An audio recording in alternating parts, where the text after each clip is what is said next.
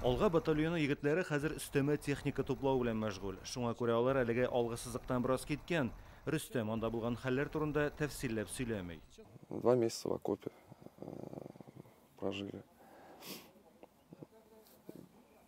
Нормально, на природе. Хатыны Оксана белән 6 ел элек танышканнар. Оксаның әби-бабасы Татарстаннан, үзе ул Донбасста туган. 2014 елда туган җиреннән китәргә мәҗбүр була. Махсус хәрби операция башлангач, анда барган вакыйгаларны даими күзәтеп торалар. Рөстәмнең батальон составына керүе дә шуның белән бәйле. Как тут все началось, она прям... Бу хәлләр башлангач, хатыным экраннан күзен дә алмый иде. Әллә шуннан көнләшә башладым инде. Мин анда китәм, аннары минем хәлләрне шулай күзәтерсең дидем. Я испугалась, естественно, я не хотела его отпускать, потому что я знаю, что это такое. Мин курыктым әлбәттә, аны җибәрәсем килмәде. Бу хәлләрнең нәрсә икән беләм, 2014 елда шунда идем бит. Мин ир кеше, мин шулай хәл иттем. Син минем карарны аңларга тиеш диде ул. Синең туган җиреңә тынычлап кайтып йөри алуыңны телим. Анда егетләргә дә ярдәм кирәк диде. Как бы ребятам помочь.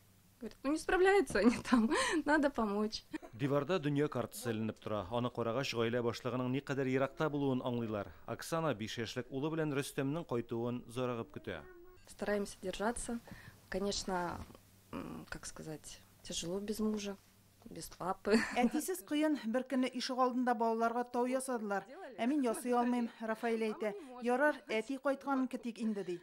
Мин Донбасстан бу хәлләр безгә килеп җитсә соң булачак. Шуңа да барсын да тегендә туктатырга кирәк дип саныйм. Я понимаю, что если это произойдет, и он понимает, что это произойдет здесь, да, и придет уже сюда, в дом к нам постучаться, то это уже будет поздно. Поэтому лучше остановить все там. Мы победим. Без җиңәчәкбез. Мондагы егетләрнең моңа шиге юк. Башкача була алмый. Других вариантов нет у нас. Мой папа герой, я тебя люблю.